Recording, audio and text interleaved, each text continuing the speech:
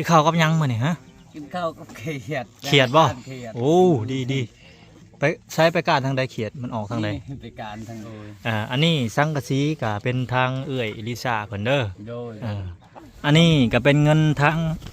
เอื้อยลิซ่าเพิ่นเด้อเงินทางเอื้อยลิซ่าที่เพิ่นซื้อสังกะสีให้เจ้ามันเหลือซื้อสังกะสีก็สิมอบให้เจ้าเอาไว้ซื้อหอกซื้อยาเวลาเจ็บเป็นเด้อมีแต่ให้เจ้าขอบุญกับคุณทางเอื้อยลิซ่าเพิ่นเด้อเอาอวยพรอวยไส้ให้เพิ่นแน่ให้เงินก็ให้ลำให้รวย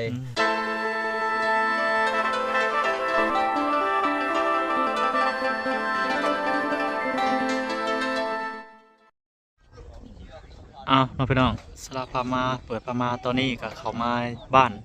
นากระทองเซพี่น้องเนาะก็คือบ้านยายไทยบ้านบ่าวมื่นเพื่อนพี่น้องเนาะก็เดินกับขอกราบทักทายสบายดีเด้อพ่อแม่พี่น้องFCกันเปิดสุกูสุกลสุมงสุบอนพี่น้องเนาะพบมาเจอในการตอนบ่ายๆพี่น้องเนาะก็ในเข้ามาในมื้อนี้เนาะพี่น้องก็เข้ามาทาง3คน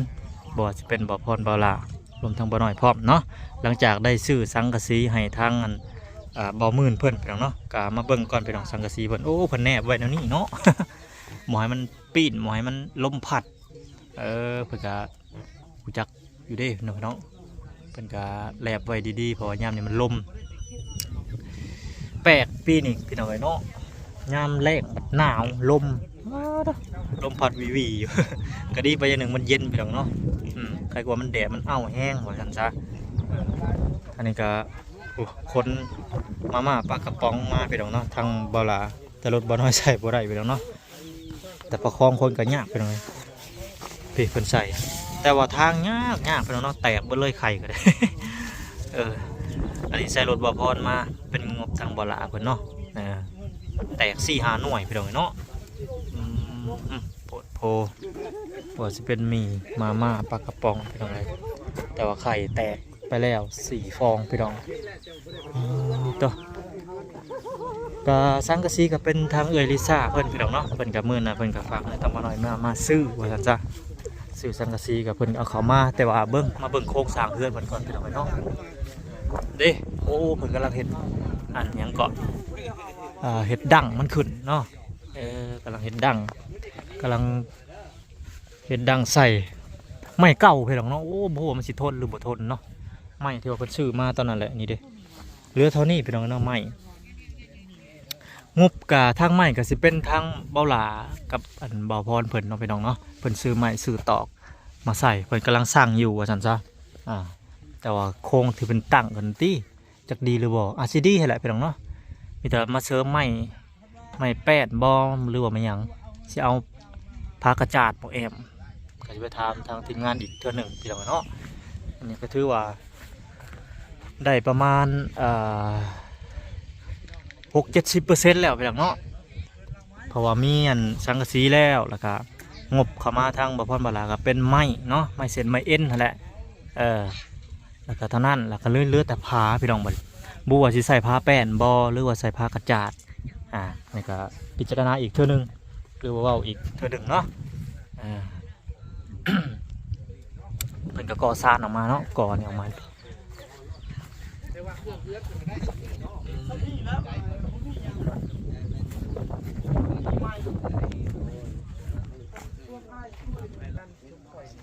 ไม่นี่ก็จะเป็นไม่ยังไงไม่กุ้งหรือไม่ชิกอันนี้พี่น้องเบิ่งไม่จิกที่นี่เนาะไม่จิกนี่ดีเลยไม่จิกนี่แก่นแต่ว่ามันจะเป็นแมงเป็นยังมาเจาะแนวขี้ซี่ขี้ยังมันย่อยลงมาขี้เครื่องขี้ข้างครับมันมีดวงเจาะแหละมันขี้ซี่มันย่อยลงมาแล้วมันเป็นแมงแบบนี้ไม่กุ้งไม่จิกแต่ว่าแก่นเลยแข็งไม่แข็งไม่แดงคือกันแข็งพี่น้องเนาะถือว่ามีโครงสร้างขึ้นมาแล้วพี่น้องเนาะก็ยินดีหรือว่าดีใจนำครอบครัวทางบ่าวเหมือนเพื่อนพี่น้องเจ้าหน้าที่ก็จะขึ้นไปสอบถามเพื่อนเล็กๆละหน่อยพี่น้องเนาะพูดไปคุยกันเป็นจังใดความรู้สึกแล้วก็ไปพูดคุยกันเรื่องนี่แหละพี่น้องเนาะว่าเรือนตัวเก่าก็สิมากบ่เลยเฮ็ดเรือนไฟก็แล้วแต่เพื่อนเนาะผมมากมันก็สิมากเองแหละพี่น้องลมมันสิพัดไปหมดเลยเนาะอันก่อนมันยังเกาะนี่ฮะยังเพิ่นเอิญยังเนาะลืมจนบิดเบี้ยวไปเลยเนี่ยบ่อยากเสื่องบ่ได้เนาะ ตอกอะโอ้มันบ่อยากอยู่บ่ได้แล้วแป้นมันอยากถอนคืนไปเลยตะปูก็ได้มันบางแห้งแล้วนี่เพิ่นเอิ้นหยังก็ลืมไปเนาะตรงตรงลืมตรงไปตรงเลยตัวนี้ได้อยู่ตัวนี้ก็มันใหญ่อยู่มันก็สลับกันเนาะตัวน้อยตัวใหญ่แต่จำเป็นไปตรงเลยมันใหม่มันอึดเนาะเพิ่นบ่มีทุน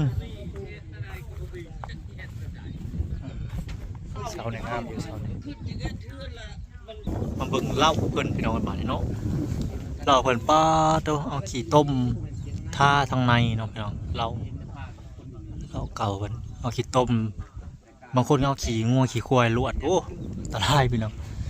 เหล้าเก่าเพิ่นเอาขี้เห็ดเนาะไม่แล้วก็เอาขี้ต้มลวด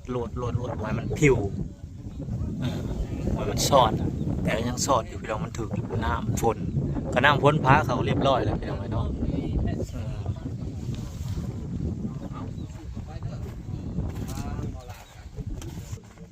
อันนี้ก็เป็นข้อไก่เป็นว่านี่โอ้มี2 ไข่แล้วมีไข่สองไข่แล้วพี่น้องไอ้เตือนไก่กันเนาะพี่น้องไปบ้านคืนมาเนาะกินเกือบง่ายหลัง เกือบง่ายหลังเป็นสอดมาเลยนะมันเนี่ยโต๊ะอีกพี่หนานี่เรียบร้อยเลยขึ้นบ่ได้เลยสบายดี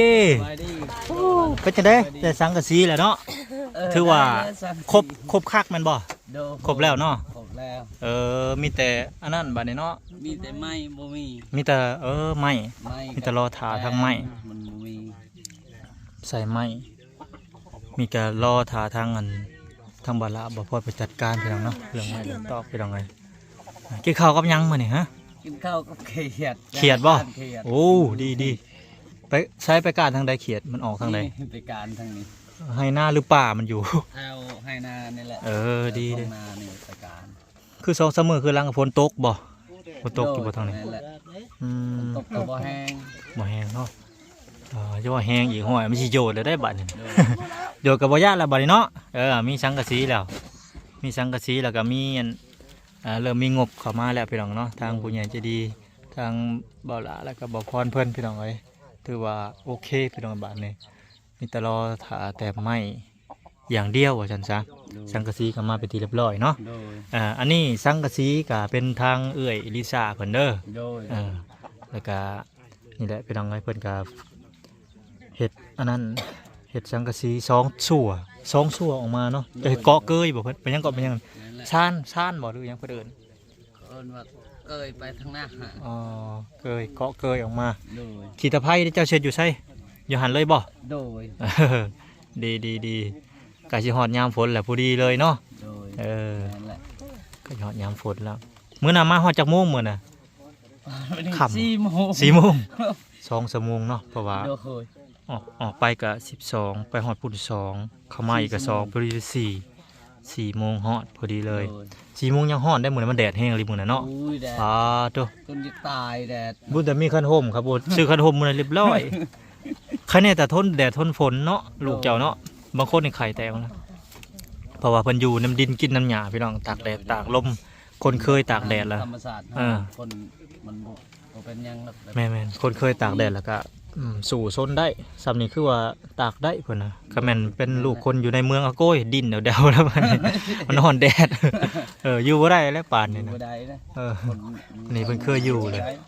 เพิ่นเคยอยู่แล้วเนาะอันนี้แบบคนแบบธรรมชาติเฮาอยู่ได้เป็นหยังบ่เป็นหยังข้าวเที่ยงกินแล้วบ่ข้าวเที่ยงยังทันได้กินทันได้อยากยังทันได้กินมีอ้ายเพิ่นไปใส่อ้ายเพิ่นไปหายิงนกไปทางใดมันก็ไปหากินว่าซั่นซะเนาะหากินไปวันๆหากินนั่นแหละพี่น้องเอ้ยไปได้ปลูกยังอยู่ในเซน่ะปลูกเครื่องปลูกของฟังแล้วบ่ปลูกเบิดแล้วบ่หรือยังบ่ได้ปลูกยังทางที่มันมาพริกนั้นมีแต่มดควายเขามดควายโอ้ยควายไปได้เนาะเข้าไปนะควายแถวบ้านนี่แหละต้องเฮ็ดดีๆได้แต่ก็บ่เฮ็ดดีๆก็บ่ได้ข้างที่มักพริกยังเหลือแต่มักพริกยังดีอยู่นั่นแหละควายกินเบิดผักหญ้าเนาะดาบถ้าสิปลูกในนี้ก็บ่มีน้ำเนาะบ่มีน้ อ๋อเขาได้น้ำบาดาลนี่คักเลยพี่น้องเอ้ยเป็นน้ำบาดาล พอปลูกพอได้กินอยู่นะ พอได้ฮดได้ใช้แต่ว่าบ่มีไฟฟ้าเนาะบ้าน บ่ เนาะ บ่มีไฟฟ้า โอ้บ่มีไฟฟ้าก็อิ่วเอาสูบเอา เออ แต่ว่าเพิ่นมีน้ำบาดาลนี่สิสะดวกขึ้นไปอีกเทื่อนึงพี่น้องเอ้ยเนาะ โดย อืม จะปลูกต่อเด้อกรอบ เพิ่นอยากนอนบ่ตื่นได้ กินนม ไปกินนมบ่ให้เพิ่นไปกินนมก่อนก็ได้ให้เพิ่นเดี๋ยวบ่เป็นหยังไปพูดคุยกับอันนั้นผัวเจ้าก็ได้บ่เป็นหยังเอาคนน้อยเพิ่นอยากนมพี่น้องเอ้ยไปให้เพิ่นตอนนี้บ่ได้กินนมบ่ได้เด้นอนบ่หลับนี่ บ่ได้กินนมเลยเรียบร้อยเด้ไปได้นางภาษาลาวเนาะ สบายดีอยู่แล้วล่ะ สบายดี ไปเด้อ จักชื่อได้ก็ลืมเลย สมดี สมดี โดย น้องสมดีอายุเท่าไหร่ก็ บ่จัก บ่อยากบ่จื้อเนาะโซลาร์เขตนี่เพิ่นแบบตามมีตามเกิดนั่นแหละเนาะ โดยแบบนั้น แบบเกิดตามมีตามเกิดบ่จักชื่อบ่จักอันอายุ บ่จักหัวอายุบ่จั บ่จั ก กอัน ปี ยัง เกิด บ่จักปีเกิดเลย บ่ได้จดเอาไว้ ยังว่าอยู่เขตนี่มันอยากขู่คนเลยเนาะบ่จักสิปีบ่จักจื้อปานใดเก็บไว้ดีอ่ะนะระวังอันนั้นยังก็ลองฝนตกห้ามอีก อันนี้เป็นมาม่าทางเบาหลาเนาะแล้วไข่แล้วก็ปลากระป๋องทางยากมันแตกเบิดไข่ มาพร้อมกันเลยพี่น้องเอ้ยมากินอย่างงี้แตกเบิดเลยไข่ก็ได้ แต่ทางมันม่วนนะ ก็ยามฝนจักสิแนวใดเนาะยามฝน โอ้ยยามพ่นไปบ่ได้ ไปบ่ได้เลยไปบ่ได้เลยแบบสิเนาะ ยาก ยากทาง ยากแฮง คนมีทางดินแดงเขาทางดินแดงนี่ทางดินแดงมันไป มันเป็นพลานหินแล้วมันเป็นขี้เถ้าอะจักมันอันใดมันยากเลย โดย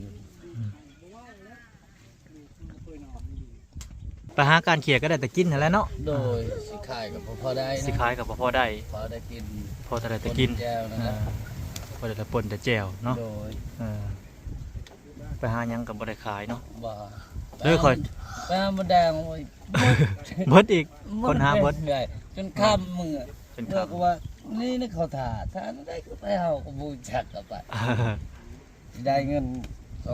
200,000คน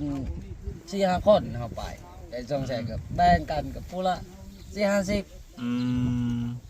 ดี4-50เฮาไปเจ็บแมวนี่ไปสัตว์อยู่บ้านนาแลน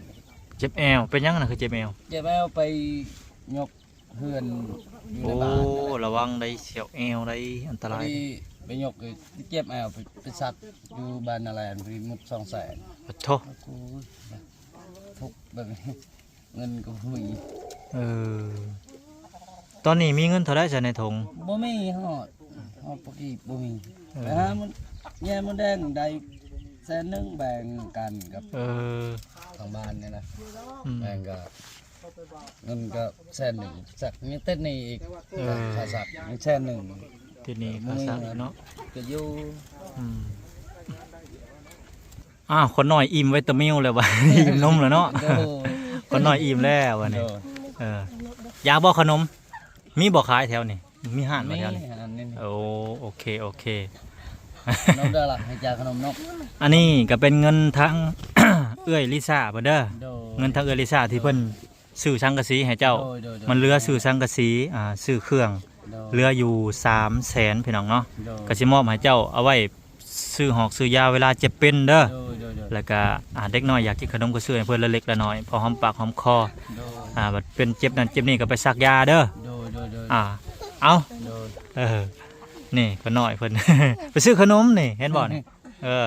เอาไว้ซื้อจักยานแน่น่านนี่ นี่ นบเถอะนบเถอะ นบดู นบเด้อนบเด้อ ขอบใจบ่ดูเพิ่นว่าเป็นอยู่บ่ บ่ไป เป็น เพิ่นว่าบ่เป็นเอามีแต่ให้เจ้าขอบบุญกับคุณทางเอื้อยลิซ่าเพิ่นเด้อเอาอวยพรอวยไส้ให้เพิ่นแน่ ให้เงินก็ให้ลำให้รวยบุญกับคุณเด้อลิซ่าขอเจ้าอยู่ดีมีแหงความเจ็บจะได้ความใครจะมีขอเจ้าหังให้ขอเจ้ามีสาธุ โอเคน้องพี่น้องก็ถือว่าทางเพิ่นก็นี่แหละพี่น้องก็ครั้งแรกเนาะที่เคยอวยพรอวยไส้ให้บ่เคยผู้มีเอาเงินให้ในนี่จักเทื่อเนาะ โดยแม่นแหละ ครั้งแรกในชีวิตเราก็ได้เนาะได้มี ว่าง่ายก็ได้มีโอกาสว่าซะเนาะ โดย ได้เปิดโอกาสหรือมีโอกาสนำบ้านนำเมืองเราก็ได้เราก็พยายามหาเงินหาทองอยู่แต่บ่ได้ มันเป็นเขตบ้านจักว่ากันดานก็แม่นพี่น้องผู้แห้งแล้งไปเบิดเลยแต่ละหมู่บ้านก็คล้ายๆคือกันเบิดมันไกลแน่พี่น้องไกลความเจริญเนาะ โดย ไกลความเจริญหากินยากว่าซั่นซะ เนี่ย ประมาณนี้แหละพี่น้องเนาะเอาก็มีแต่มื้อหน้ามื้อในเนาะถ้าว่าสิเฮ็ดเพื่อนก็สิเข้ามาอัปเดตอีกเทื่อนึงพี่น้องถ้าว่ามีงบมีไม้เข้ามาอีกเนาะ โดย แล้วก็สิถามทางทีมงานเนี่ยก็มีหยังแน่พี่น้องเข้ามาสมทบเข้ากันแล้วก็มาอัปเดตกันไปเรื่อยๆนั่นแหละพี่น้องเพื่อนชายบ้านสองเราก็ได้เดี๋ยวนี้เฮ็ดได้สิมั่างบ่รู้เฮ็ดได้นี่ปลานี่บ่ มั่งเลย มั่างไปเฮ็ดหยังตัวนี้สิไปเฮ็ดหยัง เอาไว้นี่แหละ โอเคโอ้ บ่ได้ อ้ายเพิ่นสร้างจูดเลยบ่แล้วจูดบ่ได้เด้เนาะสิได้ได้ไหมจูดทิ่มหมอบ่แม่นได้ เราแบบนั้น บ่เฮ็ดได้คลำเนาะ โอ้ยนั่นแหละ ไว้แบบนั้นนะ กำลังเอาไว้กองนี่แหละ แม่นจุดทิมบ่ได้ เอาซะสู้ๆอยู่ดีมีแฮงเด้อขอให้หายไวๆเด้อเจ็บก็ได้โอเคโชคดีบ๊ายบายไปพี่น้องเอ้ยน้องพี่น้องถือว่าเรือนชานบ้านสองเพิ่นกำลังดำเนินอยู่พี่น้องเอ้ยเนาะส่วนนี้ก็ดำเนินอยู่พี่น้องจังได๋ขอบุญขอบคุณเด้อผู้ใหญ่ใจดี FC เบิ่นสุขุสุคนเข้ามาเป็นกำลังใจให้แต่ละครอบครัวพี่น้องเอ้ยเนาะนี่แหละการต่อเติมบ้านเพิ่นก็ถือว่าใกล้จะฝันเป็นจริงแล้วพี่น้องเอ้ยเนาะขอบคุญกับคุณหลายๆพี่น้องเอ้ยเนาะ กะทางบ่หน่อยก็ดีใจนำเพิ่นนำครอบครัวเพิ่นหลายๆพี่น้องเนาะเบิดในครอบครัวนั่นแหละพี่น้องเนาะแต่กะสิไปเยี่ยมไปยามแต่ละครอบครัวนั่นแหละพี่น้องเนาะว่าเป็นจังไดสู่มื้อนี้บางทีมีโอกาสก็สิเข้าไปหาทางน้องตุ้ยเพิ่นก่อนพี่น้องเนาะถ้าดำเนินการแล้วเรียบร้อยก็เข้าไปเยี่ยมไปยามพี่น้องบ่หน่อยก็เป็นห่วงเป็นใยเบิดสุขุสุคนนั่นแหละพี่น้องเนาะไปซะพี่น้องพบเจอกันอีพีหน้าซะอีพีนี้ก็ขอกล่าวคำว่าสบายดีพี่น้องสบายดี